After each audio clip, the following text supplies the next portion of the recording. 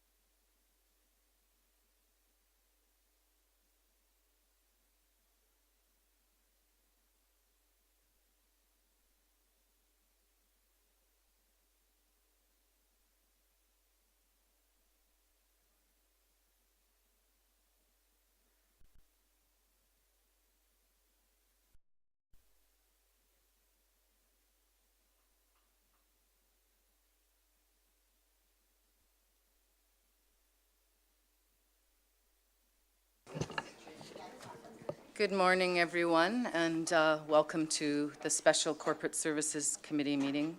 Good morning, Madam Chair. I'd like to acknowledge that we are on the territory of the Coast Salish people.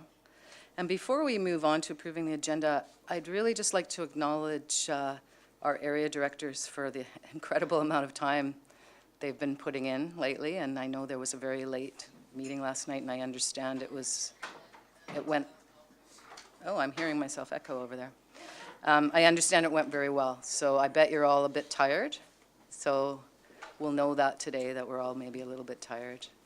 So may I have a motion to approve or the agenda, or are there any additions? Moved by Director Smith, second by Director Stone. Anyone opposed? Okay. And public input period. Is there anyone from the public who would like to speak? And it doesn't look like it. Sorry? Yeah.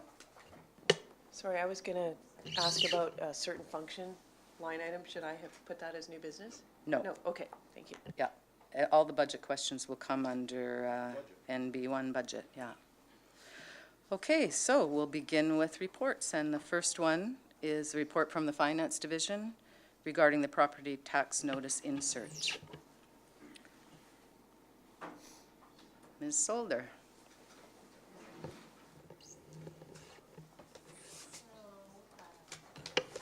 Every year, we include a property tax notice insert with the tax notices that go with that the province sends out on our behalf.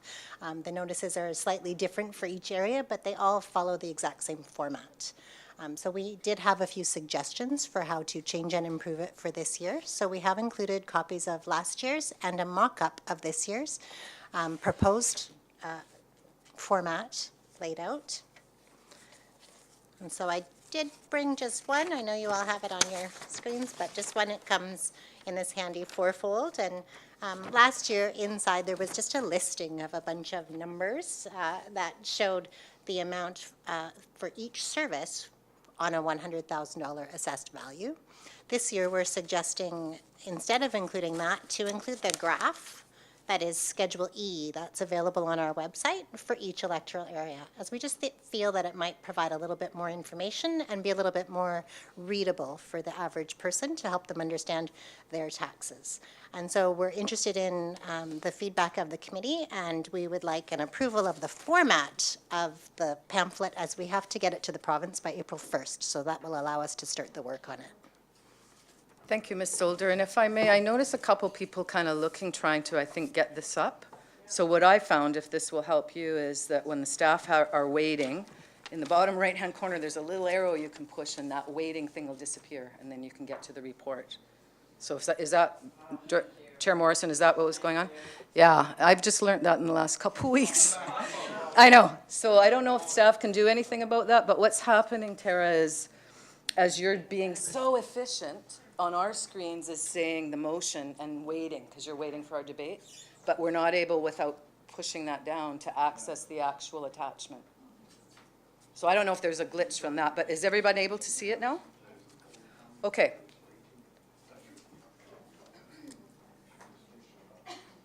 So Director Kuhn, did you hear that you just go down to the right-hand corner and click the arrow?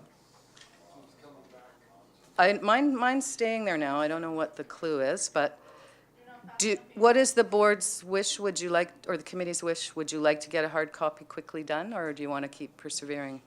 Or are you feeling pretty good about it from looking at it at home? Can we pass it around?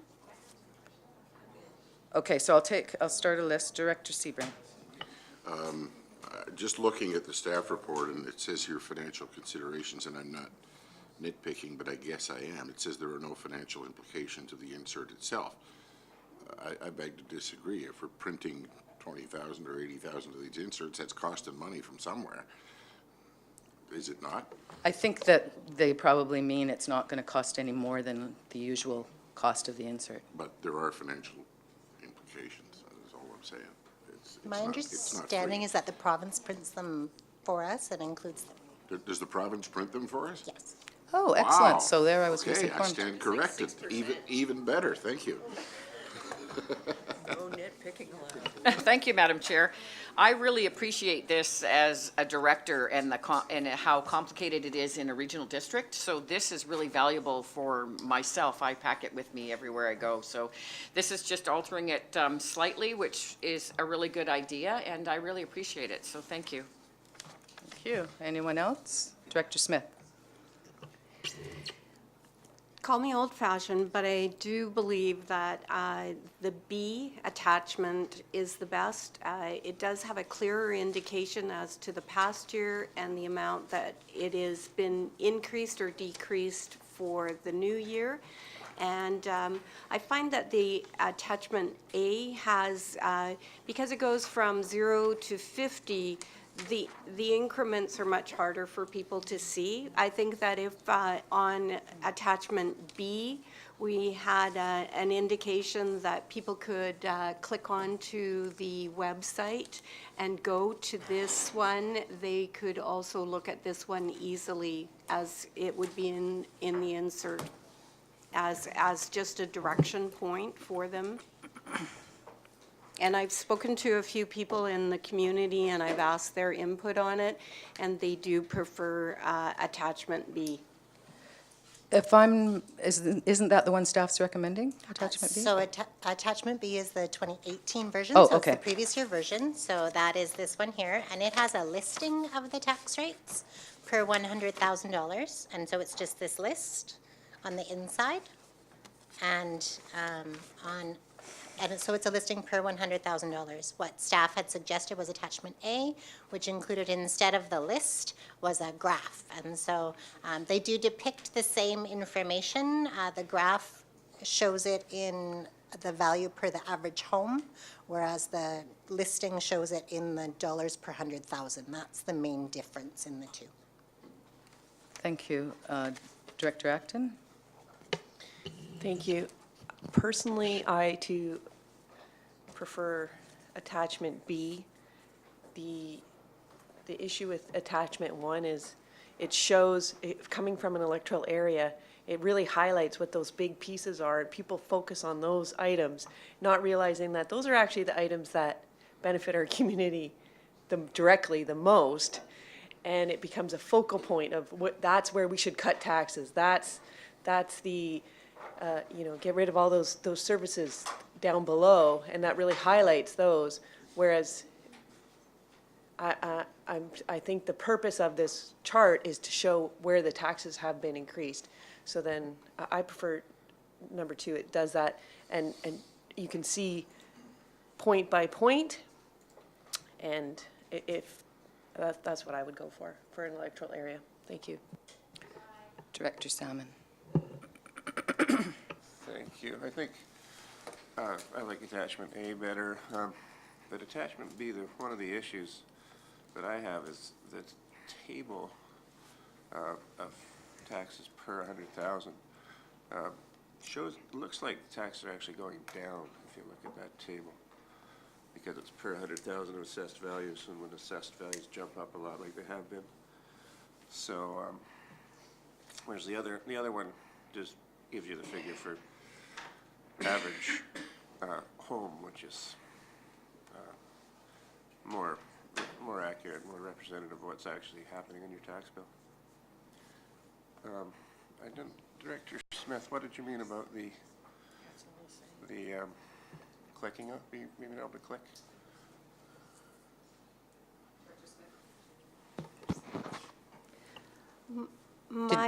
Did you mean a link? Yes, if we posted a link for attachment B to be able to look at Schedule E. This is just a clipping from Schedule E on the budget website, so on attachment A. So if we put a link indicating that people could find this information on the CVRD website, that was my thought. Follow up? Yes, so I think we could have a link on either one, but if you look at that table, it does show, for example, this is for Area A, but it will be the same with all areas, decrease. Excuse me, taxes. Director Salmon. Sorry. I know I am having trouble toggling between A and B as we're talking, and I see Director Marcotte is trying to get up and running there. So can you tell me which page in A, the table, are you talking about A? Page 2 in it. On A? Page 8 in the packet, but it's the second broad page of the brochure, and the So- third panel. If I may, the main items for discussion, I think, are this chart Yeah. versus on the inside of the 2018 pamphlet is this list. So that's So it's what, this list of numbers here. so are you versus the talking chart. about the chart that's in Ms. Soldier's right hand? Yes. Okay, left, thank you. Sorry. Well, the one I prefer is in the right hand, The other right. Left? The left is the one that can be misleading because it shows taxes, the total at the bottom there, taxes $225 in 2018 and $238 more the previous year as if they'd gone down, which is not what happened. They'd gone up. She's nodding. So that corrects a possible misleading brochure that goes in everyone's tax mail out. Came to my attention partly because one of my constituents showed me that and said, oh, it looks like we're doing pretty well, the taxes have gone down. So I had to explain that's not. Right. Did I see Director Kuhn? Yeah, I wonder if we need that financial reporting award in there. It's a bit like blowing our own horn. I don't know if that is the right thing to do when we present a tax statement.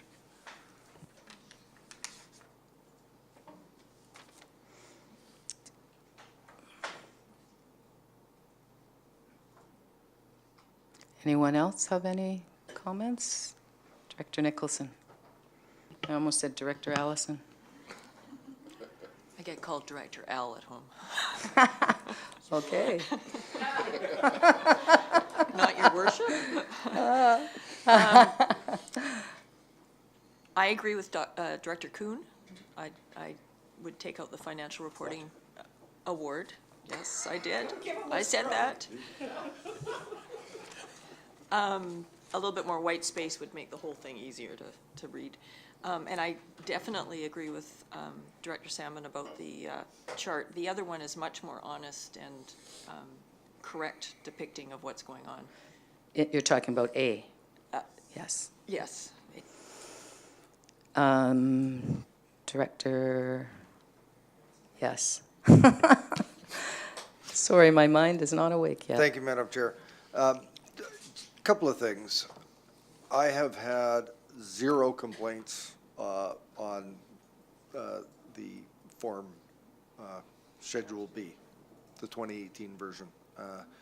Yes, I've explained to people that they've had enormous increases in the value of their property, and it's certainly worthwhile for me to sit there and explain it to them. I can't believe I'm feeling a little punchy already this morning.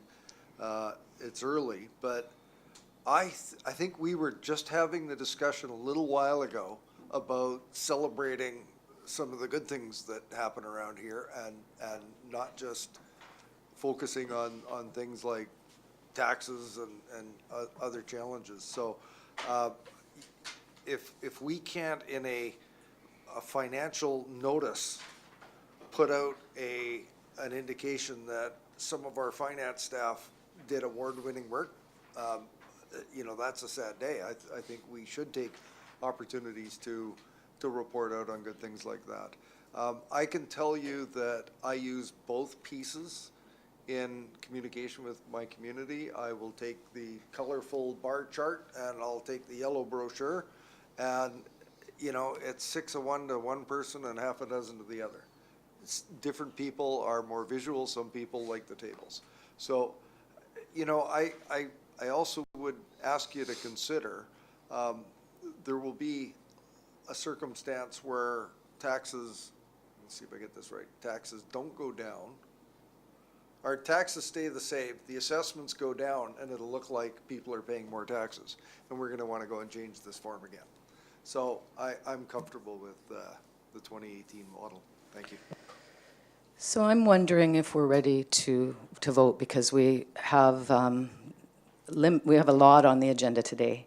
And so I think probably everyone came here clear which one they preferred. So is that all right? Would anyone like to move one or the other? Director Stone? No. Anyone like to move? No, we don't. Would you like to, Director Nicholson? Director Smith, were you about to move it? Go ahead. I'd like to move recommendation of attachment B with an amendment to indicate looking at Schedule E be included in it. Is there a seconder? Director Acton. Anyone want to speak on it? So I'm just going to say that I'm going to vote against it because I like the graph, and I think that there is enough words in the conventional way, but I'm not going to say anything more than that, so we'll call the question and see where we go. All those in favor? Opposed? I think it carried, right? Okay, thank you very much.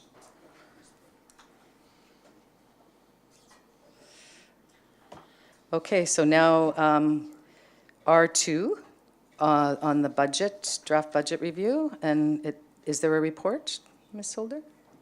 Yes. Go ahead.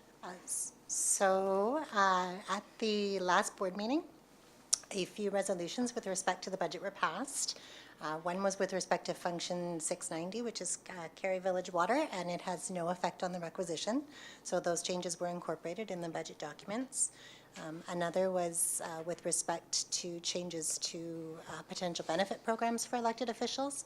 That had an impact on Function 250, Electoral Area Services, as well as Function 100, General Government. That change was included in the budget documents available on our website. The third change was with respect to Function 285, which is Regional Parkland Acquisition. The recommendation was to reduce the requisition to $150,000. Staff did do that as well. It should be noted that there was some capital expenditure included in that budget that included both the use of operating reserves and the use of debt. And staff removed the capital purchase given the discussion of the day. However, there is still about $1.1 million in reserve that could be used for the purchase of capital assets during the year, should the board wish to add that back in. And so staff can easily make that change to the budget bylaw, should that be the board's decision. So the result, the previously presented budget included a tax increase of 5.43%. Including the decisions made at the last meeting, the tax increase is 3.54%, and that was included in the budget documents on our website. Thank you. Any questions or comments?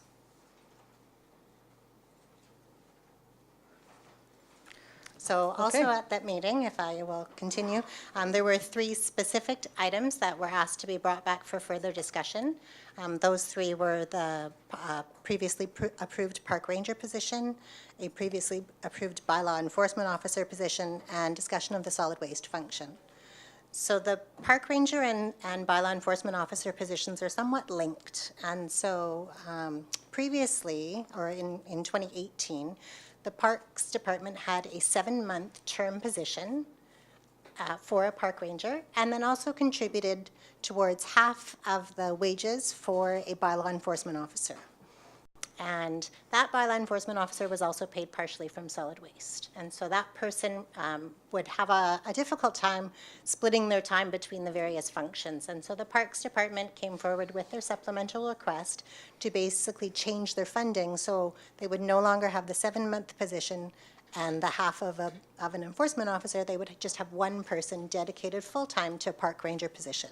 The board did approve that decision, and so that left the bylaw enforcement officer. Now we have a half of a bylaw enforcement officer. The person exists and does work for the CVRD, and so that increased the bylaw enforcement functions budget in order to pay the other half of that cost, but also gave them the ability to provide more bylaw enforcement services. So those 2 positions are quite linked. Should the board decide not to proceed with the change to the funding for the park ranger position, that would also decrease the budget for the bylaw enforcement officer. Should the board decide to continue with the park ranger position, the bylaw enforcement officer, that is an existing person, so the funding would have to come from somewhere, or the board would have to make a decision with respect to the level of service to be provided. Thank you. Director Acton. Thank you. Sorry to jump back, but I wasn't quick enough on the regional park acquisition. I'm curious about that function. Just can you answer if can it be used for, let's say, just when we were discussing ecologically sensitive areas, like something that's just not a park, or something that could be a watershed or other items in the future? Can it be My understanding is changed? it's for the purchase of parkland. So maintaining any parks that are purchased would come out of a separate budget, so it's just for the purchase of parkland. Madam Chair, Yes, Director Sebring. for clarity though, how do we define parkland? Could we purchase ecologically sensitive areas and say, we're going to designate it as parks, but it's off limits to the public? I guess I'd go to the CAO for that one, Madam Chair. So in terms of, technically, as staff have indicated, it would have to be a park. How you manage that park would be a policy of the board. So if it was set aside as a park that had no public access, that would be a policy decision that the board would make, and that's a management policy. Thank you. And anyone else? Director Morrison.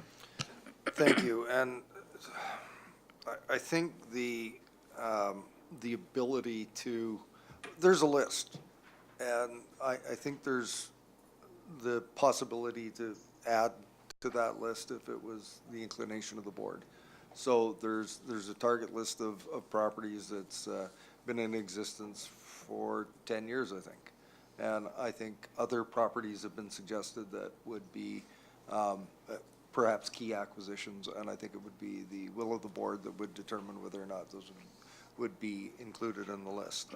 I don't see an issue if a significant acquisition was proposed, that staff had a management plan for it, and we wanted to do that through the Regional Parkland Acquisition Fund, that we would have a lot of difficulty in making that happen. I'm just going to raise one other issue around this. I'm uncomfortable in a significant cut has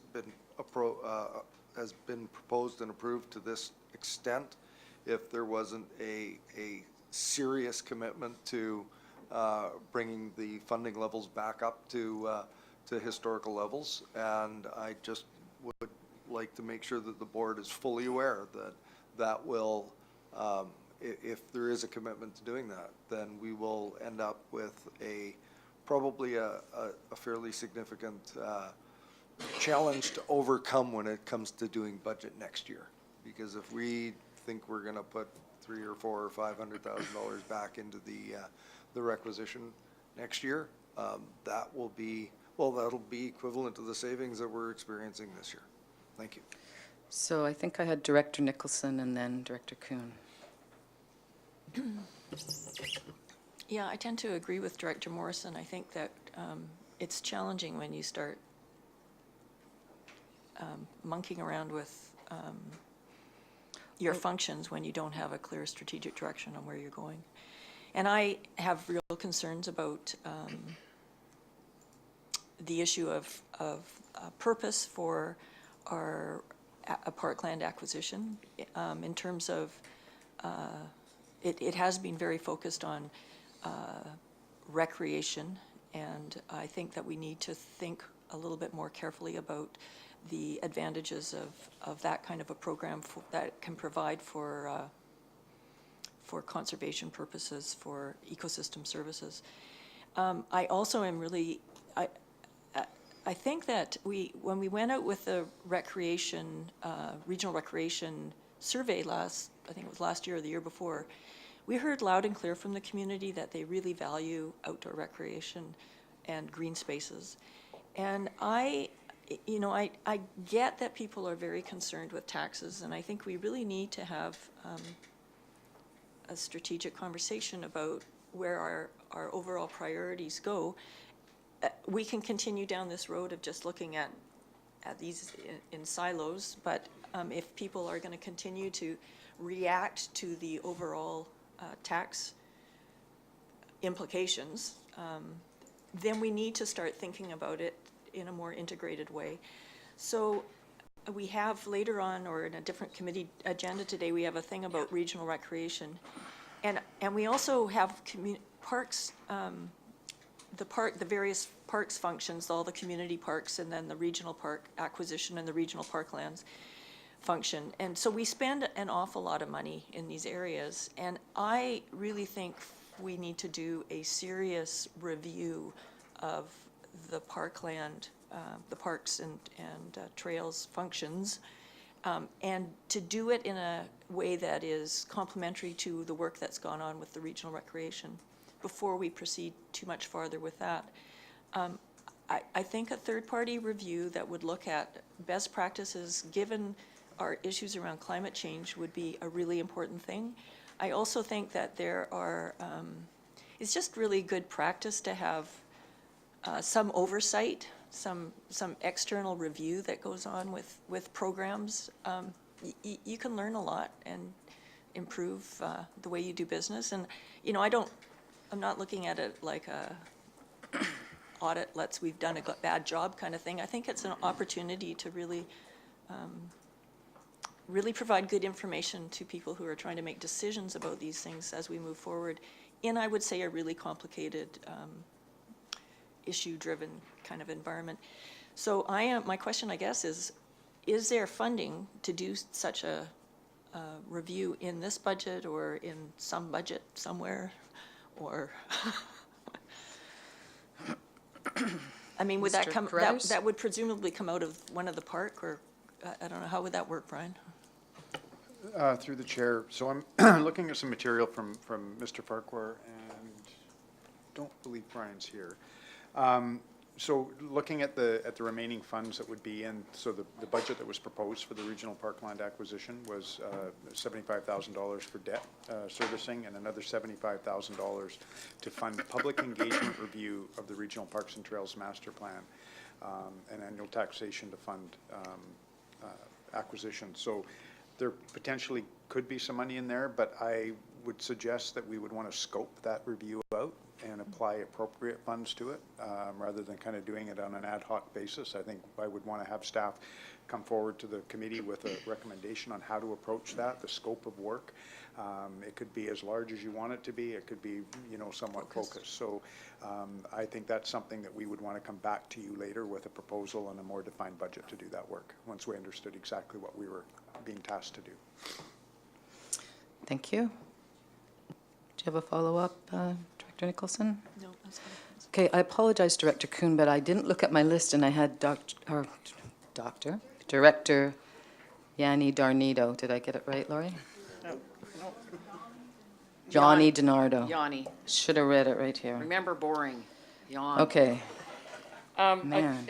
Thank you, Madam Chair. I just, I agree with the decrease at this time with regional parks. It's been 10 years. I also think that we should be looking at this again, and also in the community parks, what we do in our community parks, I think there might be some other community parks. For Area D, we actually have wildlife corridors that we leave alone, so there's purchased parkland, but it's actually left. So, or we direct traffic through certain parts of it. So, we could think about that, like listening to some discussions on Stony Hill and then all the people that are going through it now and how it's been degraded. I think that we should stop and pause and look at this. So the tax increases with the two new functions are so extreme this year that that would be one thing that we should really have a look at. Thank you. thank you. Director Kuhn, and then I have Director Wilson. And then Sebring, unless someone who hasn't spoken on this wants to get in. Okay. The public expressed a desire for the accumulation of parkland. And the way I look at parkland is it should be for the use of the public. We are not here to buy land as a carbon sink or to buy land for any other purpose. If the public can't use that land, then I wouldn't be in favor of buying it.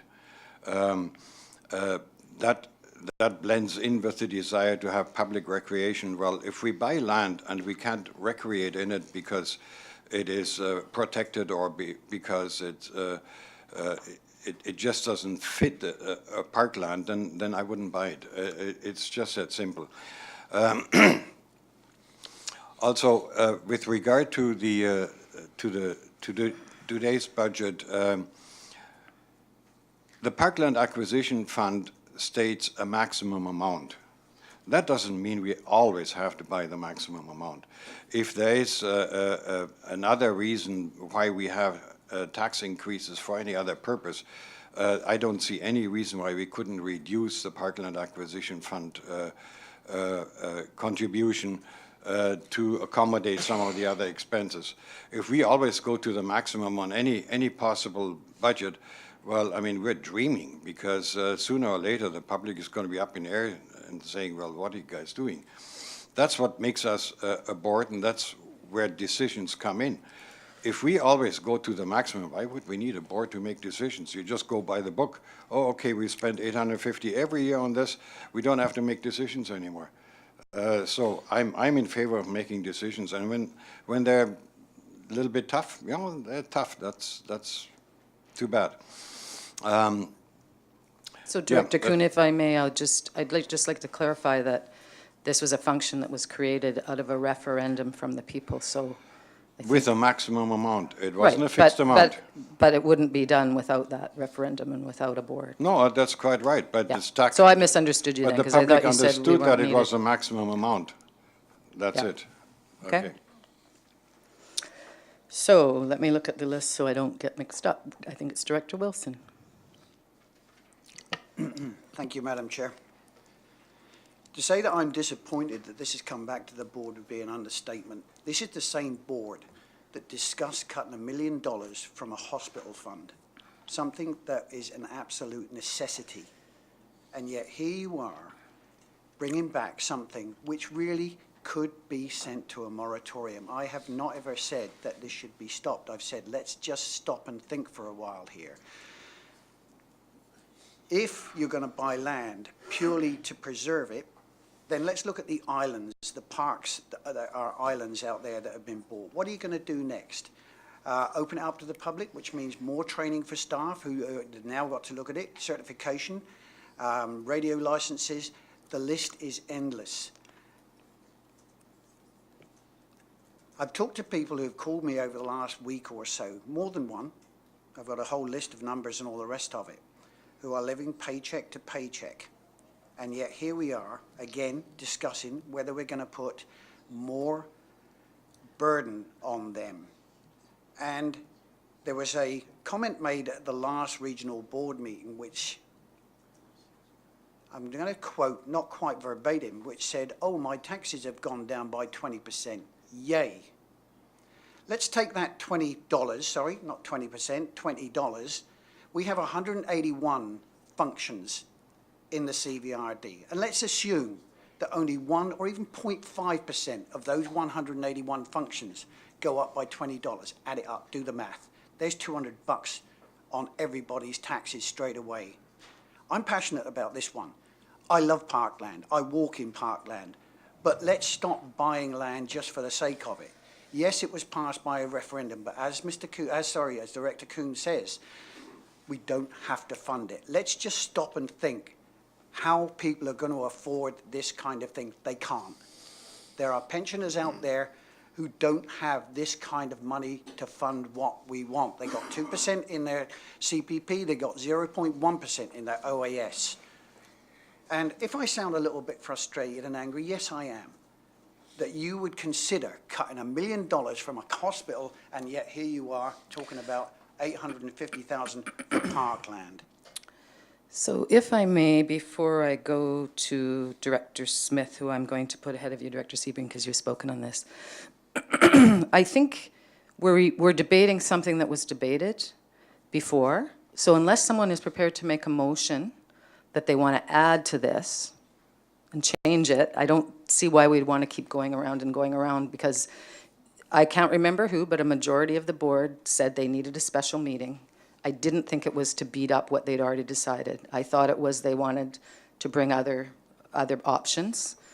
And so I'd prefer that we did that, although it's up to you. But I think that if we want to use this time wisely, we would either have a motion to whatever you would do to this change, or move on to the next thing that someone would want to bring about. So I hope that's where we'll go. Director Smith, you are next.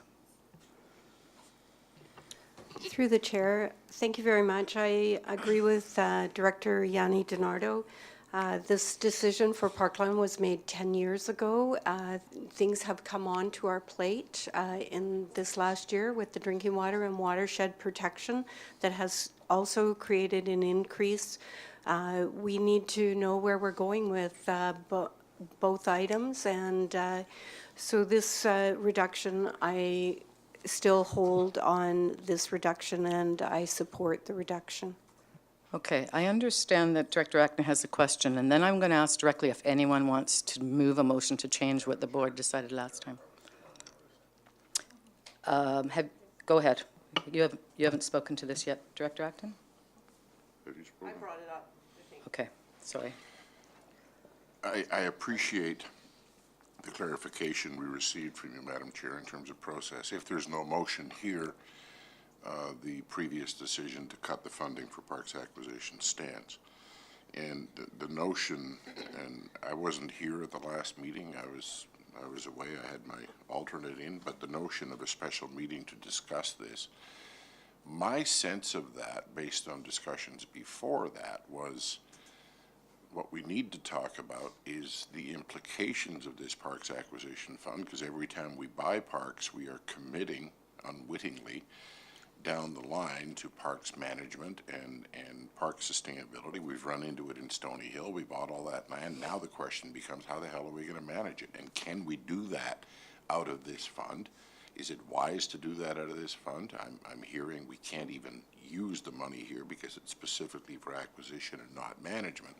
So we need to look at the implications of maintaining this parks acquisition fund on the operations side. Once we buy a piece of land, how do we maintain it? What do we do with it? How do we, what kind of policies do we put in place around it? Is it or is it not for public use? And some of those discussions. And I really think until we have that discussion and figure it out, and as most of you know, I did considerable outreach on this issue on social media and received no end of public input on all sides of the spectrum. Some say keep buying parkland because that's what we want. Others say put the brakes on until you figure out how you're going to run it and how you're going to pay for running it. Until we have that discussion, I don't think it's a bad idea that we restrict the spending, like I say, until we figure out some of the other pieces of this governance question. So we'll just leave it at that. Thank you. Director Acton. Thank you. My question is for staff. I'm just curious if so we're kind of making decisions based on what could happen in the future. And does this function allow for short-term borrowing if for some reason we regret our decision 2 months from now and this great opportunity comes along? So there is about $1.1 million currently in operating and capital reserve that could be used for the purchase of another piece of parkland during the year. In addition, it really depends on the board's decision with respect to a review. So the budget has been proposed at $150,000. We do require approximately $75,000 to meet our current debt obligations with respect to this function. So should the board decide to purchase another piece of parkland, which required borrowing, it would depend on when in the year you purchase that, so when the interest payments would take effect, and how much of that additional, so there's an extra $75,000 in there to use for a study or for something else. It is possible, just like the other parts. As long as, yeah, absolutely. So I do have Director Staples, and then I'm hoping if we don't have a motion to alter our previous decision, we can move on to something else you'd like to work on. I just have a question for staff in terms Yep. of our strategic planning session. Will this not be part of our discussion around strategic at our planning session? Because again, to go back to what I've said from the beginning of this process, we still don't know what we're doing as a board, and every time we come up to these big decisions, this is where we end up. So I hope that it is part of that discussion. Thank you, Madam Chair. Yes. I was going to call you Director In Carruthers. terms of some preliminary work that we've been doing, you are meeting on the 28th and 29th of March to begin that process. I've also had some preliminary meetings with the Electoral Area Services Committee with regard to their desires and aspirations for the new strategic plan. Parks does come up consistently, and so as your CAO, I'm viewing that as a fairly strategic issue that you're going to want to be dealing with. As to how we deal with it and your capacity for dealing with it in relation to all the other issues that you're going to be facing, that's best to be had in a strategic planning process where you can balance those priorities and determine where you want to put your efforts over the next 4 years of your term. Mr. Carruthers. So the staff is here. They're looking for your direction. You said you wanted a special meeting. Who would like to bring up another topic about the budget? Director Salmon? Well, maybe we could go back to the staff report has 3, the park ranger, the bylaw enforcement officer, and the solid waste. So I don't know if we finished park ranger, did we? No, we did not. So let's discuss this position. Do you have a motion or thoughts? No, I don't. Just sort of directing. Those were the 3 that we haven't really finished discussing or started to discuss. So does everyone have that in front of them? So to reconsider the previously approved park ranger position, we had Director Nicholson. I welcome more resources for bylaw enforcement. We have bylaw enforcement issues up our yin-yang. So I think this is a good move for that, from that perspective. And again, as far as what parks need or don't need, I really would like to see some sort of external review done about that program as an overall. Director Yanni Darnido. Thank you. I think we need to keep the. DiNardo. We need to DiNardo. keep, sorry, Sorry. I'm hearing a little echo. Yeah. I think that we need those resources. We've talked about it all the time. There's always complaints about that. I think that keeping those positions is really critical to our work. So I think that needs to remain, because that is one thing we talk about continuously at our table. So unless someone would like to move a motion to get rid of that position, I think we could just move along. Does anyone want to do that? Okay. So where are we then now, Mr. Barry? I'm a little bit lost, as you can tell. So the second item that was indicated in the report was to reconsider the previously approved bylaw enforcement officer funding shift. Okay. Director Stone. Through to staff, my understanding this was kind of intrinsically tied to the park ranger position, so I'm not sure if we're not reconsidering the park ranger position, that we would be reconsidering the bylaw enforcement. And just echoing back to the previous director's comments around the importance of bylaw enforcement, I think that we could probably move on to the solid waste function, regular full-time facility leader. Director Nicholson. I'll lead off on that. I think this is a safety issue, if I recall, and I'm not comfortable with not having a safe workplace for people at solid waste facilities. Director Smith. Through the chair, I believe that this would be something that could be put on hold till next year. I don't believe it is a safety issue. WCB and the union, if it was an issue, would be sitting in here forcing the CPRD to ensure that there was an additional person there. There's 18 staff at Bing Creek. I think that for the next year, there's a possibility of those 18 somehow coordinating, covering that area. I feel for this year that this increase in staff is something I can't approve at this time. Thank you, Director Smith. I'm wondering, Mr. Crothers, if you could clarify, because I didn't realize that, I don't know, is it true that WCB comes around and says you need to? Thank you, Madam Chair. As your CAO, I would prefer that we're not making decisions based on WorkSafe BC coming to us with an order. I prefer to be proactive on these kinds of matters. Staff have been very clear. If anybody recalls Mead Creek, the previous configuration of Mead Creek prior to us rebuilding it, very small, very compact facility there, quite easily managed with one person. Arguably, we always prefer to have people working together. This new facility is considerably expanded. Similar to previous discussions we've had, we increased our level of service.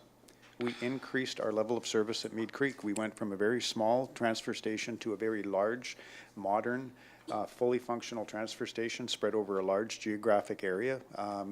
We have not only issues with staff working alone, but we have the potential issues around the public.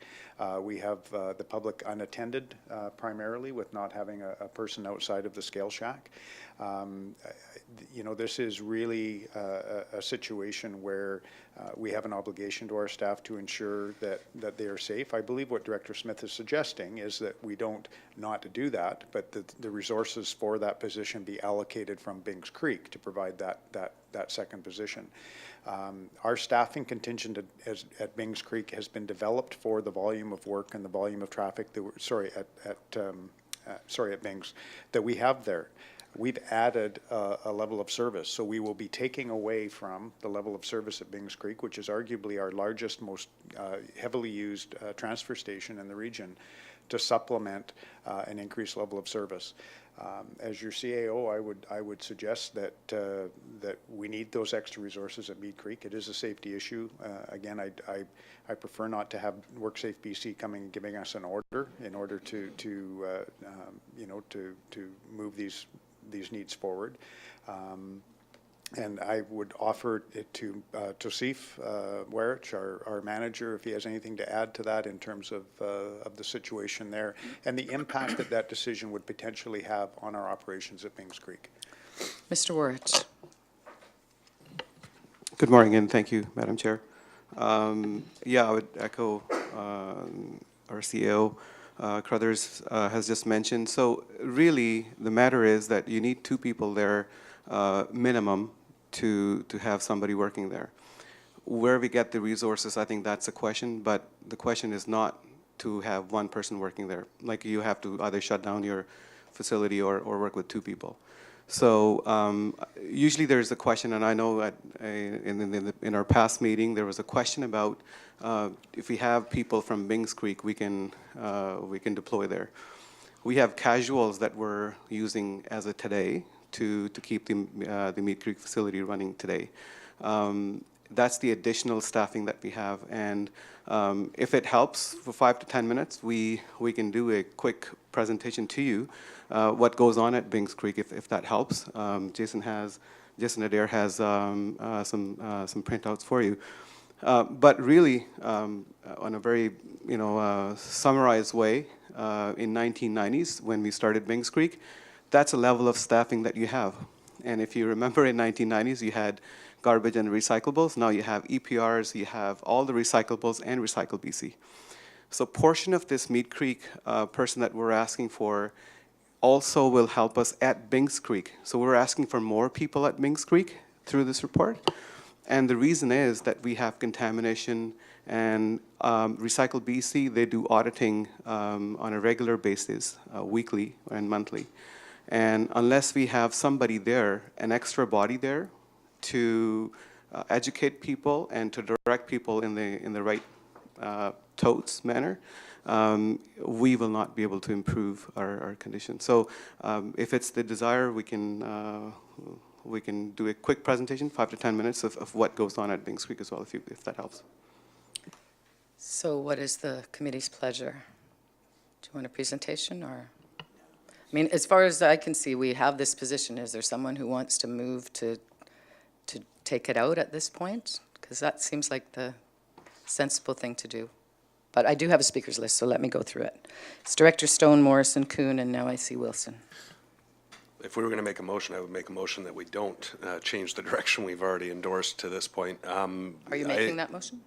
No, Okay. no, I would just say if I were to, but I just want to say a couple of words. No, that's corporate secretaries can work through that. The questions of safety is one piece, but it's also about our contamination, making sure that we have good results at the transfer station. There's a remarkable separation, not in the quality of opportunity for service at Meads Creek compared to Peerless Road, but there's a proper complementing of staff at Peerless Road that actually allows people to get information and ensure that the disposal they're doing on the site is done effectively and according to the proper separation of materials, which is a big factor in keeping our costs down. I would argue that when you have the level of cross-contamination between different types of recyclables, that the back-end costs may actually exceed the cost of the proper staffing levels. And then it's not just about the worker safety, which I think warrants 2 people at any remote site location at any time, but the safety of the public as well. Just a couple of observations. Peerless Road and Meads Creek have some similarities in their new designs, where I've seen a couple things at Peerless Road that I could imagine happening at Meads Creek as well, that have been interventions by staff, more running out, whoa, whoa, whoa, that have prevented accidents from happening that would involve the public. So I continue to support the position as it was presented by staff previously. Thank you. Director Morrison. Thank you. Director Stone made several of the comments that I would make, and specifically to the opportunity of this position. I know because I'm a regular user of Meads Creek. I was a regular user when it was the old site with the old incinerator building, the temporary site that could almost be managed by one person. It was very compact, and now we have this incredible new facility, so many more opportunities, and to see individuals with that chunk of metal in their hand or a certain kind of garbage sort of wandering back and forth, wondering which bin. There's also those opportunities where we do the yard and garden waste that can be brought there instead of dumped in the bush. There's education opportunities. I want to see the flow through at Meads Creek increase because the people in the area are taking full advantage of it. And we're not going to be able to realize those opportunities and those increases in the use of this fantastic facility if we're stuck with a person in the weigh scale shack who's got to be there for incoming traffic and outgoing traffic. So I think this should stay in, and I would support it staying in. Thank you. Director Kuhn. I'm somewhat surprised in a way, because if you remember back when the original presentation was made, this item was a Tier 2 item, which meant that management didn't consider it that important to make it a Tier 1. And it was only after us as a board just kind of slushing over that and not really considering it, that suddenly then it was decided, well, now we can't do without that person. It's a strange way of going about it, because if it had been a Tier 2 right from the beginning, well, I could see, yes, okay, there's a real need. But management even didn't even consider it to be absolutely necessary. And now suddenly it's at the top of the table. So I find this whole process somewhat strange.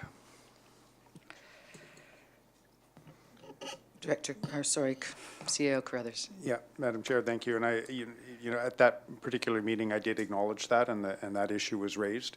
When the senior management team is going through all of the supplemental requests, there's a lot of information that we're going through, and it is a very difficult exercise for us because we appreciate the board's desires to maintain taxation and not be increasing taxation. We don't always have the benefit of the division managers there presenting the supplemental requests. I acknowledge that was an error, and certainly after Mr. Werich's presentation on the operational challenges that we're facing, I would acknowledge that if that was to be reviewed again, that would have been reviewed as a Tier 1. So I apologize for the confusion that might have raised, but it does not change my recommendation as your CAO in regards to talking to staff and understanding the needs at Mead Creek. Thank you, Mr. Carruthers. Mr. Director Wilson.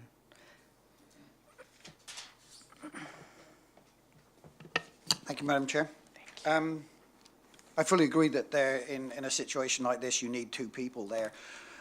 Purely from a logistical and safety point of view, there's no argument. I have no argument about that at all. What I do have an argument with is twofold. First of all, that it's going to be yet another regular full-time position, whereas Tasif has already said that at the other facility there are a lot of casual staff there already. So two things come up with this. Why can't we take on casual staff instead of another regular full-time, which is going to cost a lot of money? Perhaps we can get two casual workers for the same price. I'm not sure. Certainly from the point of view, you now have some built-in redundancy if somebody goes ill. Because if one of those at the other facility goes ill, then what are you going to do? Bring in somebody from the previous facility and on it goes. So I have a real problem with taking on yet another regular full-time. The argument or the comment that this was a mistake, it should never have been Tier 2 in the first place, that's just beyond me. Excuse me, Director Wilson, but all of us make mistakes, and I think it's our job to respect that staff are human. Director Stone, are you ready? And then Director Toporowski. Yeah, sorry, I just wanted to reflect on that mistake was corrected actually at the previous review of this position, and Mr. Warich and the CAO at that time did explain to the board that categorizing it as a Tier 2 was a mistake. Again, I understand the thrust of the the discussion, but I think we looked at this in depth, and I would really recommend to the committee, frankly, what I'm hearing is there's a small group of folks that are still frustrated by this decision, and that's fine, but I just don't see a willingness on the majority of the speakers to this point to reconsider this position, so I would recommend that either the motion come forward and we can vote on it to be brief, and that we move on. Actually, I appreciate that. I was just going to say that the supplemental request for this regular full-time facility leader has already been approved. So unless there's a motion to remove that item, I'd like to move on.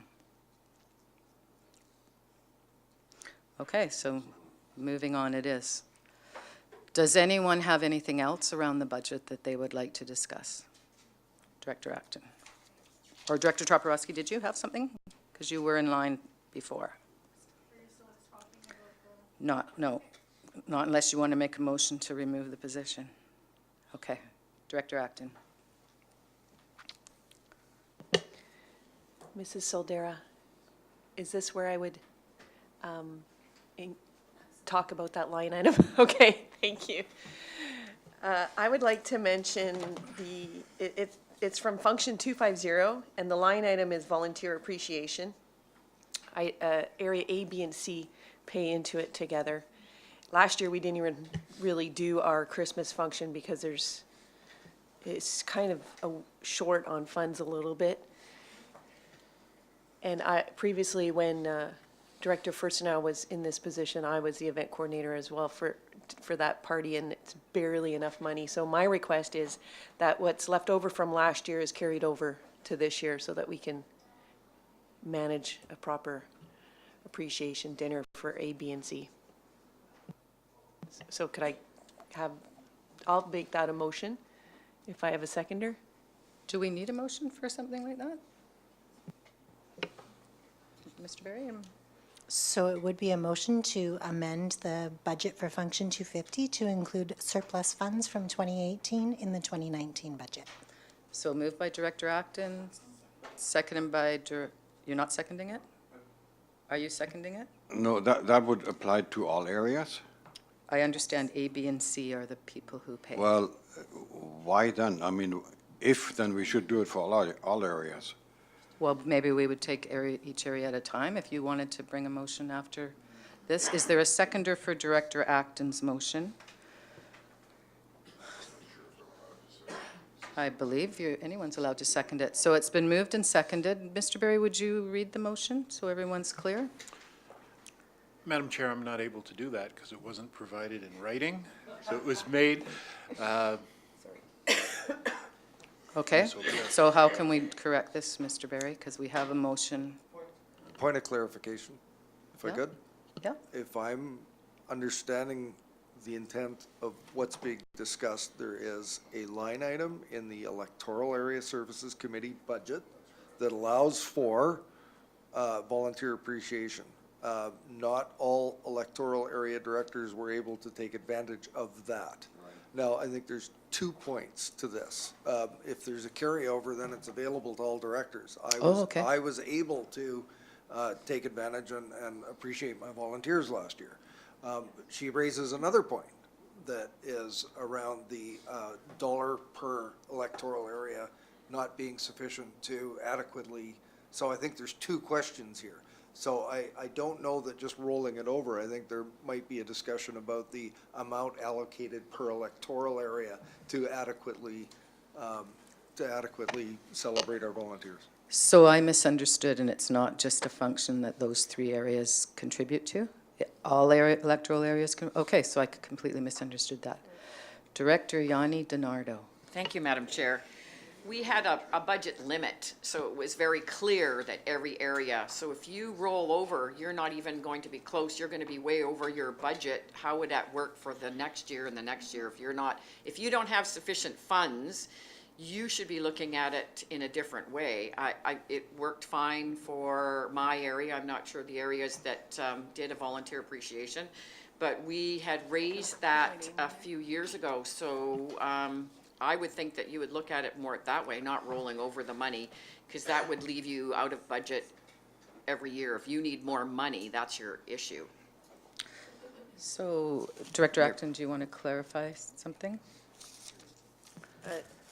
Fair enough, we do need more money in Area B. But maybe it could also be kind of graded by how big your area is, because Area B would be technically paying the most and getting equivalent of everyone else.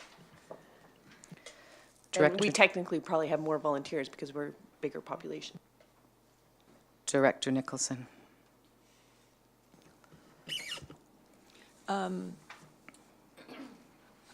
I didn't even know there was volunteer appreciation funding available, so I have never taken advantage of it. So I kind of feel stupid. That said, I definitely would support rolling over any money that has not been spent into next year, because if we don't have enough funds, then obviously I would like to see that happen. And I think we definitely need some discussion at the Electoral Area Services Committee about what this is all about and how we can stretch the dollars to recognize our volunteers, because I have a lot of volunteers that I would really like to extend some appreciation to in a formal way. So, yeah. Okay, Director Kuhn, and then Smith. Yeah, if there's money set aside for volunteer appreciation and it isn't being used in 1 year, I can't see where the problem is in rolling it over into the next year, because I haven't had an appreciation night, and I've discussed it with Mark Keever and to try to get it rolled over, and he says, no, we can't do that. And I thought it was a little bit unjust because others had the appreciation night. They spent that money. I never spent the money, and I thought, well, why not? If I can roll it over, then next year I can have a bigger celebration or whatever, and yet I don't use any more money. So I can't see a reason why we shouldn't be able to rule. I mean, I'm not talking about 4 or 5 years rollover. I mean, that'd be, but if you don't have it in 1 year, why not next year and have it double or whatever? I mean, if it's allocated anyway, I don't see where the problem is. So I have to admit, as your chair, I'm confused because I don't know anything about this function, but would you like to repeat the motion that's on the floor so that at least we can have Mr. Berry be able to say it is on the floor, please, Ms. Solder? I will try. I'm sure I'll get a word different. That the Function 250 Electoral Area Services budget be amended to include surplus from the volunteer appreciation line for use in surplus from 2018 for use in 2019. Did we get that? And I can jot it down. So that quickly was after. moved and seconded. I can't remember who did Point it. of process, that's not what I thought I was seconding, because it was a specific reference to the areas that Director Acton. Okay, so we have a mover. Is there someone who would like to second? Okay, Director Kuhn has seconded it. So to this motion, on the list I have, you just spoke, right, Director Nicholson? So, and you just spoke, Director Kuhn, so Director Smith. Thank you, Madam Chair. I appreciate how hard it is for different areas and their volunteers. We have many volunteers, and some years maybe there is enough funding and some years there isn't enough funding. So I support this, that maybe it's an opportunity for us to gather more of our volunteers in and have a bigger way of appreciating them. And it's not just our smaller area planning commissions and our parks commissions. There's many people donate multiple hours in the community, and I think it's an opportunity to recognize them. I think I'd just like to clarify, this is a function that only electoral areas pay into, and so we're sort of working amongst ourselves here to recognize our volunteers. One of the things that I'd like to point out is I agree with this, is that I'm working on having an event that will provide donations, so that if we run a little bit short for our volunteer program, that we may have some extra available. Thank you. Director Yanni Darnito, and then Nicholson, and then I'm hoping we can call the Thank you, question. thank you, Madam Chair. So what I understand with this is there is a budget. You can spend annually $800. Is it 800? Each area, right? So it has to do with the budget. If you're not able to, if you've got 300 volunteers that you want to, you need to change your budget because you still only have $800. If you're carrying it over, now you have $1,600, is that what it's going to be? So it's going to be $1,600. So if you do another year, but that will never catch up to your volunteers if you always have a lot of volunteers. I think there's a budget of 800 and it's worked well. I just don't think that that's appropriate. If you keep rolling that over, it doesn't make sense. You need to accurately have your budget line item, and maybe we need to talk about that in our strategic planning, because there apparently are some people that didn't even know about the volunteer appreciation. But there's a budget you have to stick to. Adding on to it, it does not make sense. I'm not sure we're talking about adding on to it, are we? I'm confused. I thought the motion is to roll unused portions of 2018 into 2019.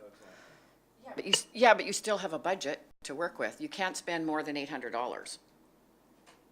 Yeah, I don't think anyone's saying that, though. I'm confused where you're... Well, I just heard that you can spend $1,600 this year then. Well, I assume I could be corrected, but if you didn't spend any last year and you rolled it into this year, I imagine you could. Is that right? I guess so. Okay, so are we ready to call the question on this, or do you need to speak, Director Nicholson and Kuhn? I had a question. Okay. I would like to understand how this discussion relates to our operating reserve policy. It doesn't? Because, okay, sorry. Director Kuhn. No, Oh, sorry. I need an answer. Okay. Like, It's not huge amounts. no, I didn't ask you, Director Kuhn. So, Ms. Solder. So as surplus funds at the end of the year are either going to be utilized in the following year's budget, and then they're included in the budget, or they're transferred to the operating reserve. So any funds that are not to be utilized, any funds from surplus in Function 250 that are not to be utilized in the 2019 budget will be transferred to operating reserve for Function 250. So, in the past, when we haven't spent all our volunteer appreciation money, it has gone into operating reserve. Provided the function itself is in a surplus, yes. Okay, thank you. Director Kuhn, and then... Just a point of order or process. I'm still trying to get my head around this. If it's Function 250 and it's funded exclusively by electoral areas for their use, is this an electoral area vote only on this motion? I would turn to the corporate secretary for an No. explanation. Well, go ahead. It doesn't make sense to me. It's financial. Everybody votes. Okay.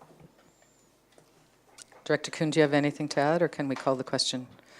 So do we need to hear the motion again, Mr. Berry, or are you comfortable that we've got it? All right. All in favor? Opposed? Motion carries.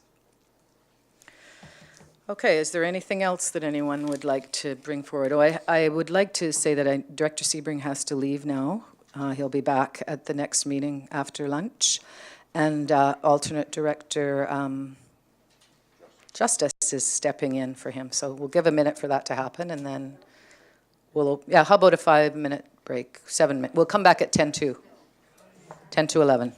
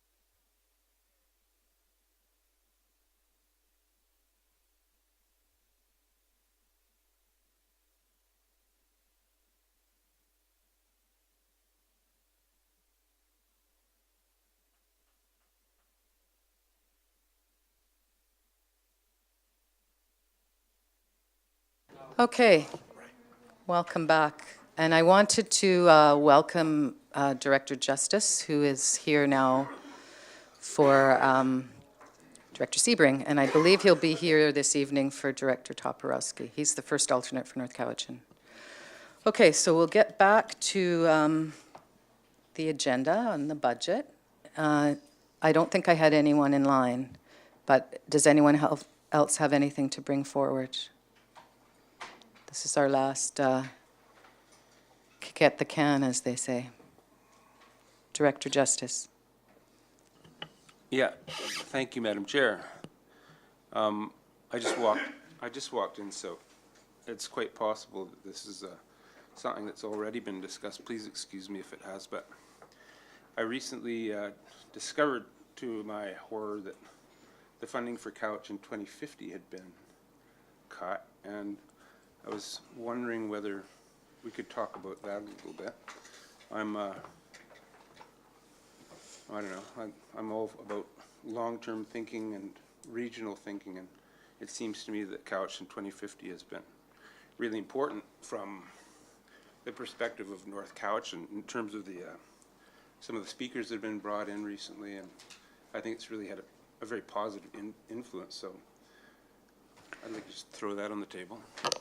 Okay, no, I'm not sure if all directors are aware. I actually just discovered, thank you to Director Justice earlier this weekend, I thought we were still supporting it because it sort of runs through a lot of our plans and it's in the language. So I wonder if the committee would like, who hasn't seen it, to have Mr. Blackwell or Mr. Carruthers speak a bit about it. Would you like to say something, Mr. Carruthers? Thank you, Madam Chair. Maybe for the benefit of the committee, I should just maybe talk about where we got to and what was presented to the committee and the board in terms of moving forward. The Couch in 2050 initiative was essentially 3 years in the making. It had a number of iterations. It was originally intended to be a regional sustainability plan. It morphed into what we were calling an integrated sustainability initiative, and eventually evolved into Couch in 2050. Essentially a long-term planning exercise, multi-jurisdictional planning exercise. As an alternative to a regional growth strategy, and although I have never experienced the board actually debate the merits of or pursuing an RGS for the Cowichan Valley Regional District, my understanding is that there's not been an appetite to look at that. At the same time, I believe the board recognized that we're facing incredible challenges moving forward in terms of growth, demand, climate change, transportation, a whole number of aspects that contribute to the livability of our region. So as a result, we embarked on the Cowichan 2050 process last year. The intent was to establish a framework. It's really about a framework. It's not an end product. It's about a framework for the regional district and its municipal partners and its First Nations partners to work together towards long-term planning for the region. We actually won a runner-up award at UBCM for the Excellence Awards for regional planning initiatives. The Cowichan 2050 was originally funded through gas tax funding. It was a continuation of a sustainability funding that we had for sustainability planning. That funding has, for the most part, been exhausted, and the end product was the framework. We do not have a regional planning function at the regional district. We have an electoral area planning function. Many regional districts in the province do have a regional planning function where all of the municipalities also contribute to that function. I think as a committee, or those of you that were here through the last term, recall some concerns raised around the use of our electoral area services planning resources to undertake some of these initiatives, like Cowichan 2050, like the housing initiative, that drew resources away from the electoral areas to initiatives that were arguably regional in nature. So moving forward, given the support that we received from the board at the time, as well as the municipal councils, to move Cowichan 2050 forward, staff brought you a supplemental budget request for 2019. And that was for $150,000, recognizing that there did not appear to be any appetite to be taking away our electoral area resources to support this initiative, we would need to resource it if the board was wanting to move it forward. So that $150,000 would be used primarily to acquire facilitation support for somebody to coordinate the activities of Cowichan 2050 into 2019, as well as to provide some logistical support in terms of meetings and arrangements and that sort of thing. So that was the nature of the supplemental budget request. It's there to provide the necessary resources to move this forward, recognizing that we don't currently have those resources. You know, I believe if the board wants to have any meaningful progress in moving this forward, we're going to have to resource it. I had a meeting with the CAOs last week to discuss what we would do with Cowichan 2050 if the funding was not provided. And, you know, we have limited capacity. We would certainly be attempting to move forward in the spirit of Cowichan 2050, but we would simply not have the resources to put to it that we would hope to have. So that's where it sits. You know, it's interesting. I was just reading the draft industrial land use strategy that you'll be receiving at some point, and you know, many of the documents that we're looking at or people are developing are referencing Cowichan 2050. It was you know, developed and supported, and it's been viewed as a kind of a path forward for the region in terms of longer term planning to address some of our major issues. You know, if it's not the appetite of the board to support this in 2019, we will do whatever we can do to keep the spirit of 2050 alive, and we would be then coming back, I'm sure, to the board in subsequent budgets to reconsider and to look at what we might want to do to move it forward. And obviously it'll be a subject that the directors are going to want to likely discuss in our strategic planning session on the 28th and 29th. So hopefully that gives you a little summary as to what we've done in the past and where we are today. Thank you, Mr. Carruthers. Director Acton. Could you just expand on what that $150,000 could get us as far as a facilitator? Could that be like 5 sessions, or what would that look like? I would defer to Mr. Blackwell to provide the details.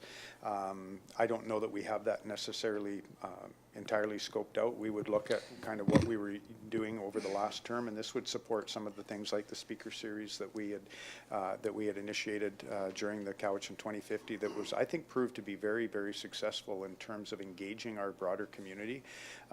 You know, looking at the people that came out and attended those workshops. But I will let Mr. Blackwell address some of those details. Well, we're just one moment. I just want to put in an interesting thing that I think may have been related to those speaker series.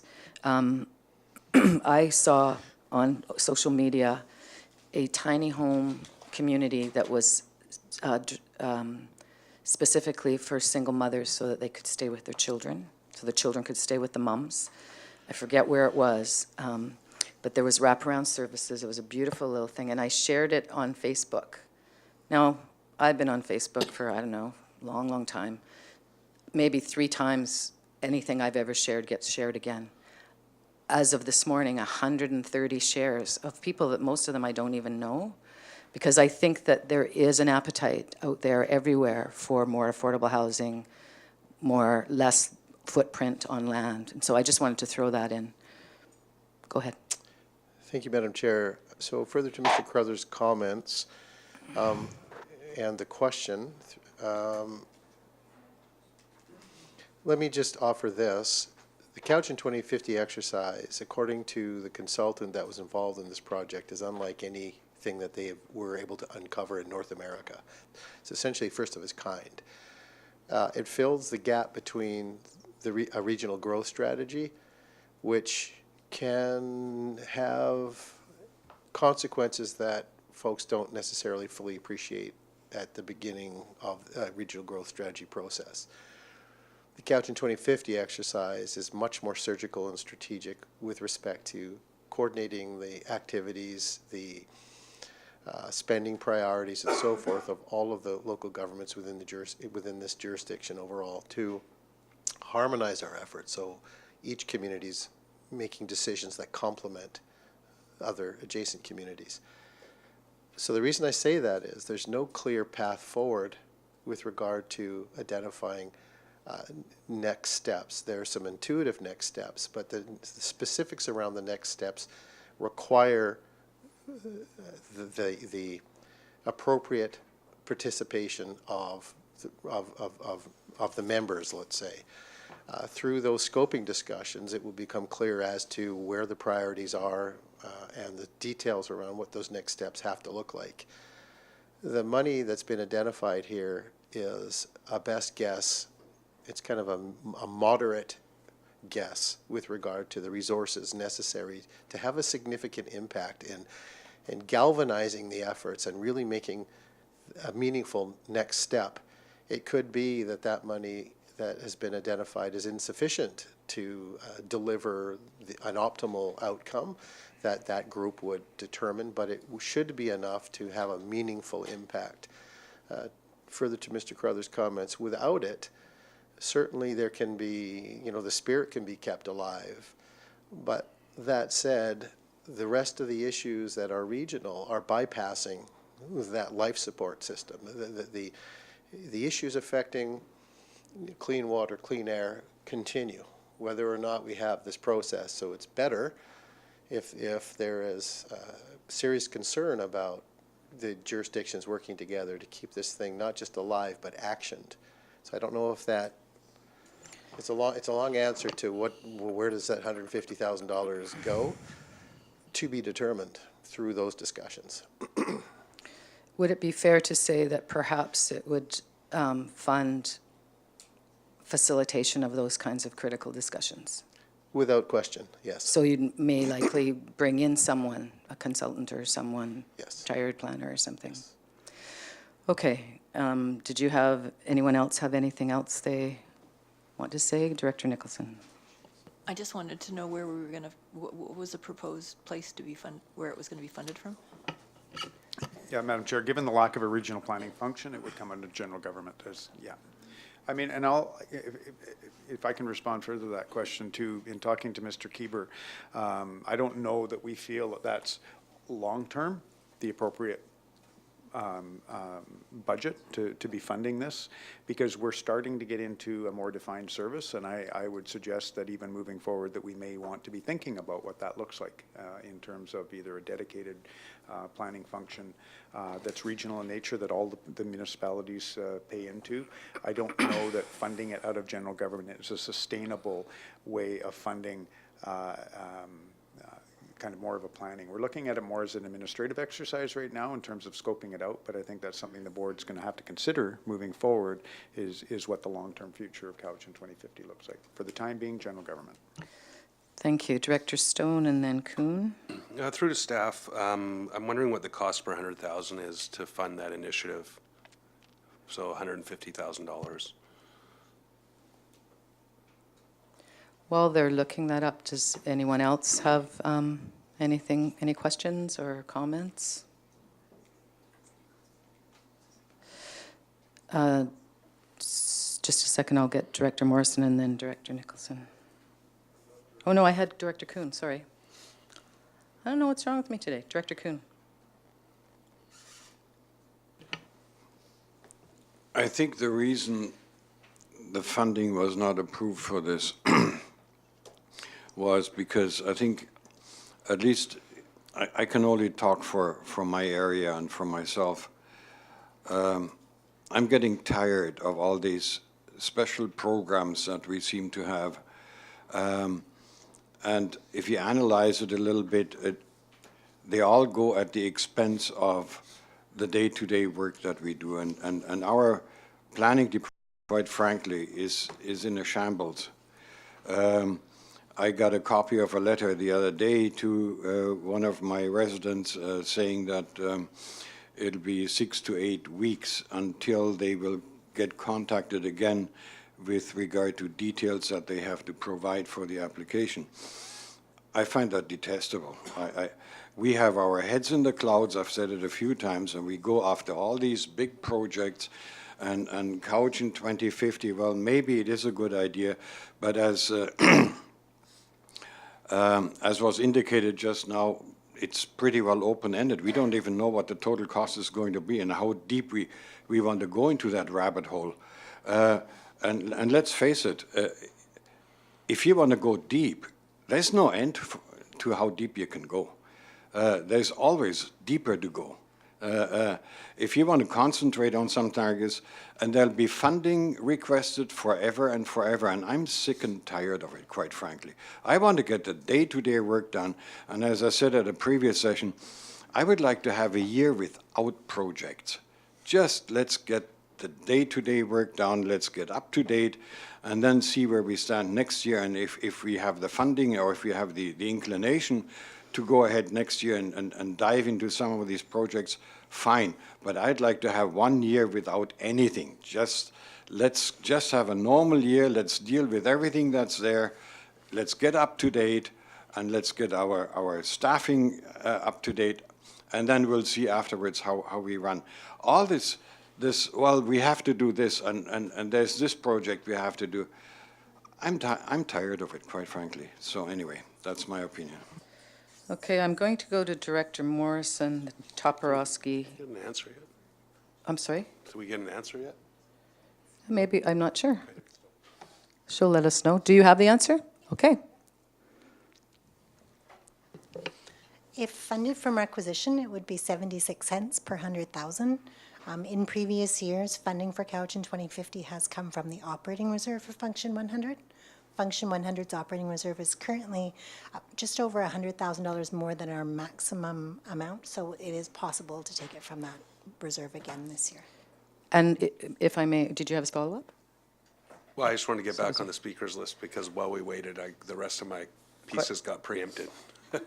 Okay, so may I just ask then, are you saying if we wanted to fund this out of the reserve, the money's there and it wouldn't cost even the 76 cents? And what would that leave in the reserve?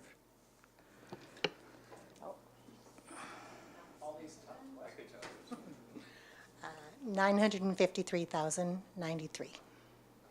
Okay, so I have Director Morrison. I'm going to take people that haven't spoken yet on this, and then I'll add you, Director Nicholson. Thank you, through you, Madam Chair. And I'm not exactly sure how I want to preface my remarks. I think the Cowichan 2050 exercise it's important. I think it's the direction that we need to go. And I had a discussion with Mr. Carruthers in my office today about the sort of the standing of our regional district, and that we're right next to the capital. We're not a strictly rural regional district. We've got all the components. We've got industry, we've got farming, we've got forestry, we've got urban. We're not a immature local government. And I think it's important that we start to look towards these sorts of exercises. There's been comments lately, there's been prickly spots around land use and decisions and the likes, and I think a more cohesive approach to some of these things is pretty important. And I'm encouraged to know that there's some reserve fund opportunities, because I don't know that we're in a place where we could come together and say that we want a requisition from our taxpayers to continue and further this process. But I'm not sure that as a group, there's a commitment to this exercise. And it's got to be a wholehearted commitment. It can't be an 8-7, or it can't be EAs against munis. If we're going to proceed on this path, we have to willingly do it together. And because this exercise is about all of our jurisdictions, whether it be municipal or electoral area, coming to an understanding of the path forward for how we're going to plan our communities. So I'm more inclined to suggest that if we can access funding through reserve, then I'm happy that the dollars are there, but I wouldn't want to make a commitment to embarking on the next steps in this exercise until we've actually come to a single mind or as close to a single mind on whether or not we're going to pursue this wholeheartedly. Everyone showing up at meetings, everybody bringing their A game to participating. And if we're not there, I think that's one of those discussions we have at our strategic planning perhaps, as to whether or not we're wholeheartedly going to endorse going down this road. So good that the dollars are there. I don't think I'd be comfortable with requisitioning, and if we can align the budget in such a way that we can access those dollars at a later date after a decision's been made, I'd be more comfortable with going that path. Thank you. Thank you. That's an intriguing idea. Is that a possibility, Ms. Solder? That after our strategic plan with the board, if they wanted to proceed with this type of thing, Cowichan 2050 or whatever they call it, they could draw from reserves this year to do that? Is that correct? With the motion today to include the use of operating reserves in the budget for Function 100 for pursuing Cowichan 2050, you're not then required to proceed with that, but then the funds are automatically there. If you don't make that decision today, then it will require a budget amendment if you decide to proceed. Okay, so I have a speakers list. Do people want to continue speaking? You haven't gotten to finish your first. So am I completely out of order? Like, should you, because we went over waiting. So let's go to Director Stone and let him finish. Thank you. Thank you for that. I appreciate the response, and that does provide some clarity. So I get the same feeling of, take care of our core responsibilities before we expand into anything else, well, I guess different electoral areas, but the service provisions that are really core to our responsibilities, let's ensure that we do those at a very high level before we expand beyond that. I get the sentiment, but I would argue that the view out into future planning is one of the most critical responsibilities that we have. And I would also say that if we have some discussion through our strategic planning opportunities that are on the horizon, that we could include this in the budget from operating reserve. And also in that motion, though, say that no action or expenditures take place on this project until the completion of our strategic plan and agreement from the board. And so that we can see if we can come together around the priorities. I just wanted to highlight, if I might, a couple of examples of issues that I think if we had something like this in place, now of course we would have to start a few years earlier, where these boundaries that exist, they're lines on a map. There's no boundaries in the ecosystems, the communities. One neighbor on one side of the line is still a neighbor of the person on the other side of the line. They don't really care if it's area whatever or whatever municipality. But our commitments in the 2050 planning sessions up until this date was to talk about our commitment to First Nations relations, to climate adaptation, to housing, to growth management, ecosystem and biodiversity, watershed stewardship, water, liquid waste, solid waste, transportation, our regional economy, agriculture, health, safety and emergency planning, food security, heritage, recreation, and arts and culture. I would argue those are definitely core to everything that we do at this table and within the region. Based on that, and to maybe shape the discussion, I do have a motion prepared that I will send to Mr. Barry, as I always do, via email momentarily, if it is seconded. I would move that the Cowichan 2050 project be funded from Function 100 operating reserve with no expenditures toward the project to be spent until agreed to by the board at the conclusion of our strategic planning sessions. So just for clarity, if I get a seconder, is that a second? Thank you. To speak directly to that motion, that means that the money's in the budget, it won't affect taxation, and we don't move on it until we agree as a board through our strategic planning session. So I would put to the committee that that would be a reasonable compromise that would allow us to have the freedom to continue to move forward if we wish. But if the board decides that's not the direction we want to go, it'll stay in the reserve and be available for next year or however. And I'll send that to Mr. Barry. So it is seconded by Director Yanni DiNardo, and I'm going to give her a chance to speak to it as the seconder, and then I'll move to a new list, I think, because we now have a motion. Thank you, Madam Chair. I was just, agree and disagree with my fellow director, Kuhn. I absolutely agree that we need to get back to basics. I think we had a lot of challenges with our planning department doing other work, which set us behind. There was other issues as well in the planning department that set the department behind with staffing and stuff. But I also do believe that we need to think about our regional district in 50 years, because what we've been doing, we're still doing the old stuff with the regional district when it, 1967 or whatever year we started. So I agree that we need to, at our planning department, get back to basics 100%. How we can divide that, and if there is no staffing from our planning department that goes into, I don't know how that's going to work.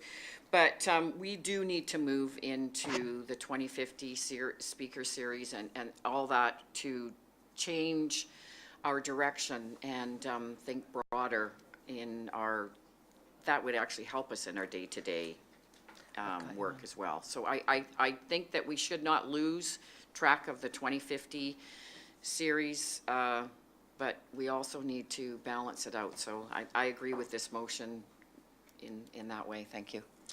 Thank you. Director Toporowski, then Acton, Nicholson, and Smith. Thank you, Chair. So this is just my opinion only, just to be clear. I do agree with Director Kuhn on the funding. Again, sort of like when you have a surplus and you're trying to look at expenditures for your household, and if you have savings put aside, there is a group discussion of, you know, the couple that wants to spend the money on something else or a special project or a bigger TV or whatever, right? So looking at that, and also keeping in mind that this is a 2050 vision, so it's a 30-year plan, and I do have the same question that Director Kuhn had about, is this going to keep costing us like for the next 30 years, because it's a 30-year plan, right? The other thing I wanted to bring up was on page 22 of this 2050 vision, talks about First Nations. And also sections or statements acknowledging the history of First Nations in the area and valuing their ongoing presence and culture. Recognition of the importance of the shoreline, water sources, seafood to the local First Nations with policies to collaborate with them to protect their resources. And I bring that up because there are some things that are coming to our table that aren't including First Nations from the very beginning. And you've seen that in the public hearing that, you know, some First Nations wanted to come here and speak, but they were scared to because of repercussions, speaking up about protecting their lands and their waters. I just wanted to... Point of order. So anyway. Oh. Point of order, Madam Right, Chair. thank you. I wasn't at the public hearing. We can't speak about anything that happened at the public hearing yesterday. It's closed. So back to page 22. I apologize, and thank you, staff, for catching that. and- Just talking about Nutsamot, I just wanted to make, bring back the cookie dough thing. So, you know, when you're making a batch of cookies and you have a favorite recipe, you know, you could, you know, have, you know, you may like raisins in yours. I may like chocolate chips because I like chocolate. But when bringing this 2050 forward, just making sure that the First Nations are included in these conversations moving forward. It's a great vision. I'm just wondering 30-year plan, 10-year plan, 5-year plan, whatever. So just wanting to bring that up. Thank you. I just want to assure you that that was very much a part of the 2050, to be inclusive. Yes. So right now, what we're So- speaking to is the motion to allow us, should we choose, doesn't mean we have to, gives us the latitude, should we choose after our strategic planning, to take some money, we haven't even set an amount, from the reserve in order to do this planning for the future. So that's really what the motion is. And because the time is short, I'd like us just to speak on that. It's basically an option. You know, like if I am deciding at home, am I going to lock my money in for 5 years, or am I going to keep a little bit because I might want to put up a new fence? So that's basically what all we're doing right now. If I could insert myself, I know Cuff would say I should do it last, but I think it's a good idea to give options. All the options are good, and it doesn't mean we have to do it. So next I have Director Acton, then Nicholson. Thank you, Madam Chair. The 2050 was a great exercise, and I believe it should continue. But I don't think this is the time right now for us to be talking about this. That is about being collaborative and inclusive, and we have a new board. So, and it's still possible to bring it forward with an amendment in 2 months, 3 months, 6 months, 8 months. I think we should be respectful that we need to go through a strategic planning session, and then we can, if that's how we decide to do it, that's what we do. And if we can foresee that that's likely, it is likely, but I would like to be included in that conversation. I was not here when the board had their strategic planning 4 years ago, despite being brought in after a by-election. So I understand that we'll still have the option to do that, and we don't need to jump the gun here, and we can have a fruitful discussion and really move forward. So Thank I'd you. like to wait on that. Thank you. So I need clarification because I acknowledge my brain, yeah, that's kind of what the motion said. My understanding, Ms. Solder, is if we don't pass this motion, we can't choose in 2 months to go and use operating reserves. We can with a budget amendment. Isn't that a lot more work than just giving us the option now? It's another bylaw. It's not a huge Okay, one. well, what would you like to do? Because it's almost lunchtime and, well, do you want to call the question? Would you like to speak? Okay. Yes, it is. Well, actually, I'm sorry, it's Director Nicholson's turn. And then it's your turn. I've said several times the order, so I apologize that I'm having an off-mind day, but it's Director Nicholson next, and then Director Smith. Thank you.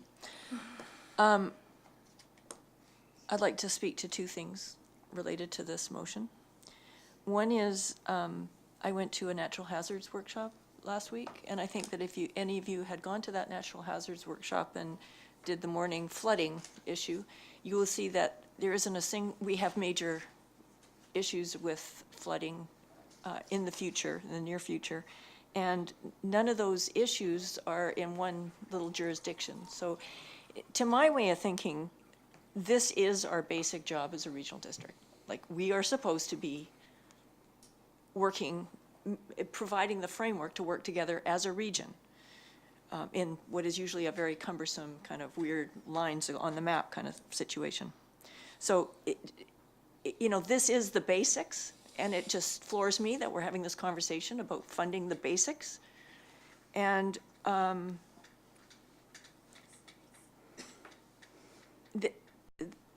really appreciate Director Toporowski's point about inclusivity and bringing people along and working. That takes a lot of time.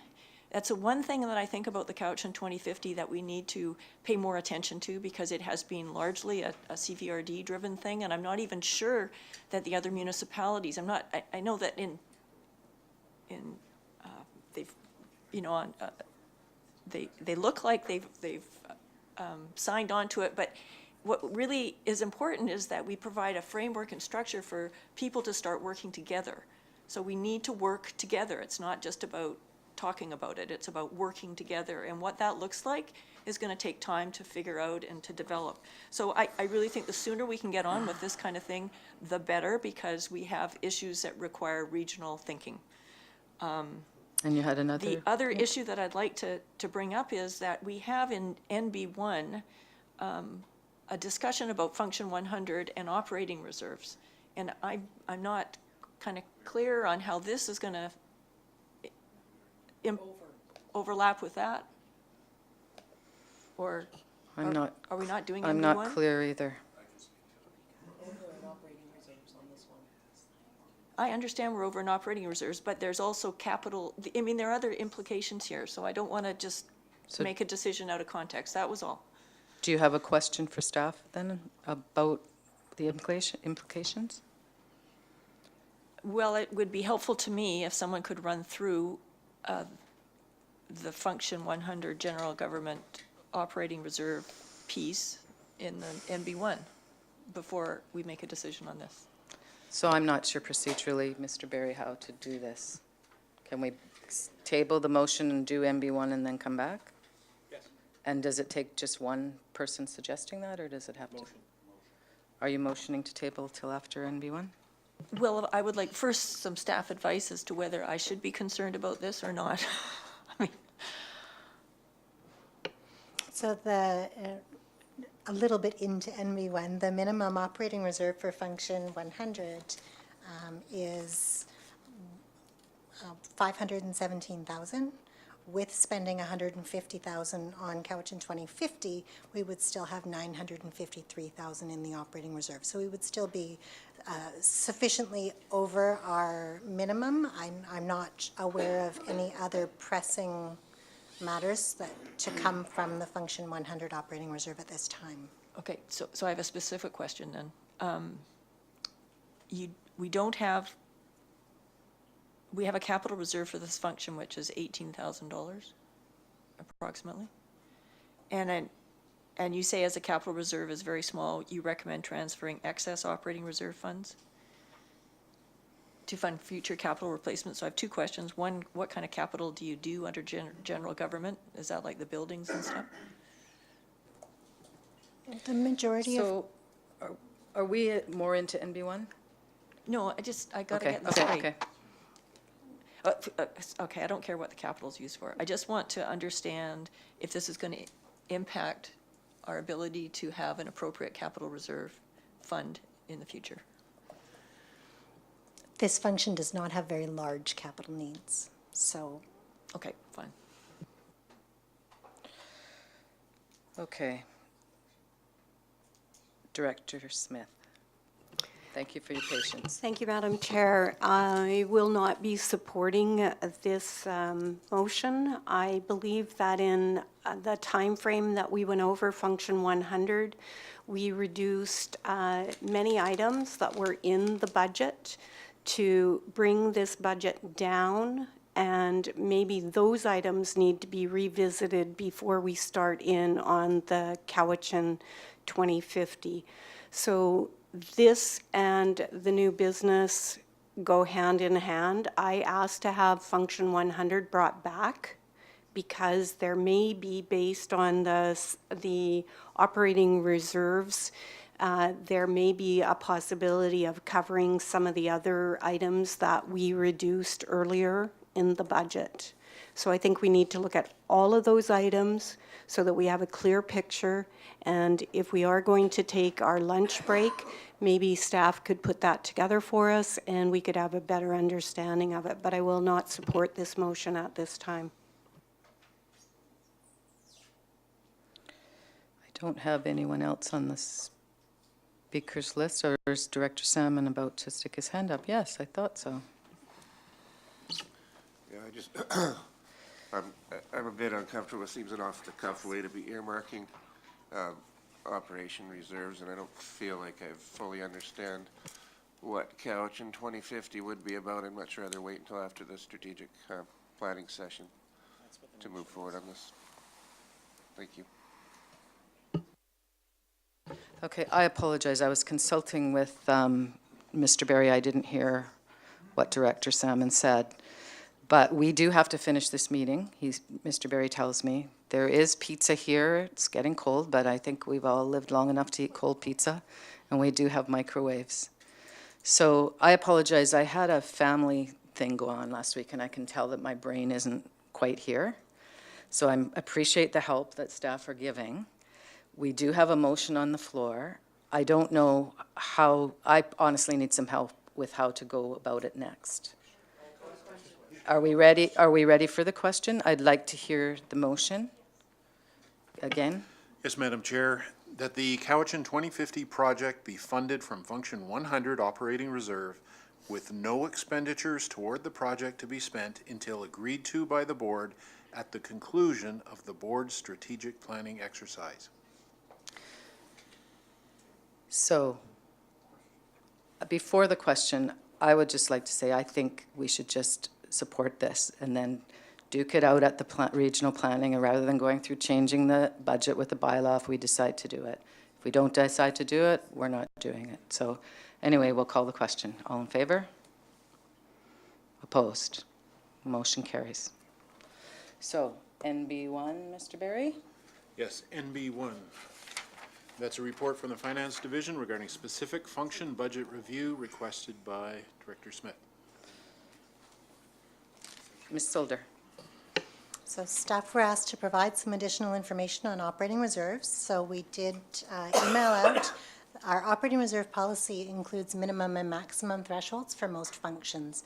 And so the information on what those minimums and maximums are based on information to date. Important to note that we won't transfer forward any surplus from 2018 until after the auditors have finished their work and the budget has come the financial statements have come to the board for approval. So some of these functions may look like they're going negative. They aren't, based on the surplus that we know is there. And some of the functions may have a slightly smaller total than expected because we know that the function's there, that the surplus is there. So there were a few specific functions that Director Smith did ask get brought forward for review. I have, yeah. And I'm happy to take. Okay, so I had Director Stone first, and then I have Director Smith. Actually, I was curious to the specific motions that Director Smith had, so I'll cede my Okay, Director place Smith. if I can stay on the speaker's list. Yep.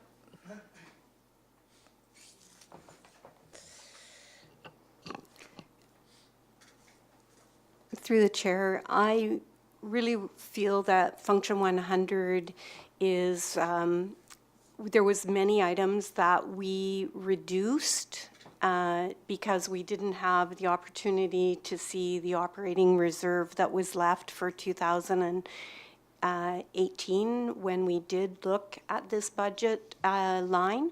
And I think it's important that we go back and we look at some of these, because if they can be covered under the operating reserve, maybe some of the items that we were looking at but didn't have an opportunity to really dig into because we didn't have that operating reserve available to us. There's some items in here. We've reduced our regional grants and aid by $75,000. We've reduced our legal services by $50,000, and we've reduced our strategic investment budget by $75,000. So we've spent all that time reducing, and it's important that we look at all of those items that were on the budget to see if they need to come back in under the operating reserve. And also, we need to look at some of the supplementary items that were also on that list to see if there's something that could be funded through that operating reserve. Is it possible for us to have a look at what the supplementary items were, or now that Can we just have the speaker speak? now that the motion has gone through, that we now have $150,000 of reserve funds blocked that can't be used for anything else that's on this list? Would you like to say something, Natalie? I'm sorry, I forget your last name. No problem. I just wanted to point out to the board, though, that through the operating reserve policy, ongoing purchases, like purchases that are ongoing in nature, like the regional grants and aid, those are ongoing, so they're not to be used from operating reserve funds. And now that the operating reserve fund with the 150 out is no longer over the max, you wouldn't be looking at it. The only time you'd look at reducing requisition would be ongoing. It wouldn't be for one-time things. It would be you reduced requisition for future. You are next. Did you have something to say?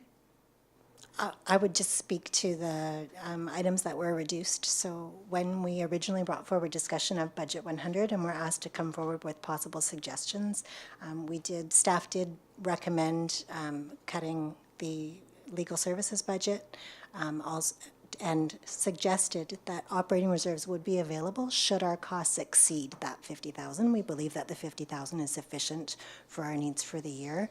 In addition, the strategic priorities money, that was also reduced to 75,000.